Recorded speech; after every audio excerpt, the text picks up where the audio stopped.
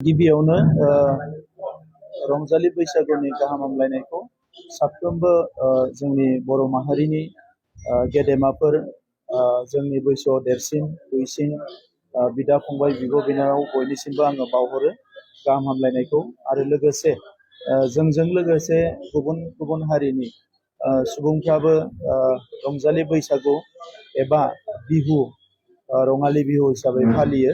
दा बिथांमोननोबो आङो गाहाम हामलायनायखौ बावहरदों।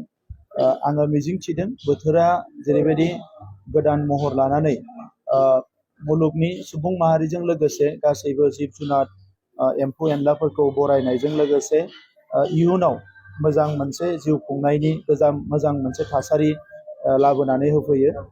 जोंनि सुबुं माहारिनि गेजेरावबो गोदान गोदान साननायजों अनलायनाय मान होलायनाय बयखौबो बजबलायनायजों आवगायलांनायनि थाखाय बयबो थिरांथा लागोन आरो गोदान बोसोरा साफ्रोमनोबो आरो बयनिबो न'खरावबो मोजां मोनसे थासारि लाबोथों बेखौनो आङो अबंलावरिनि खाथियाव आर'ज गाबदों।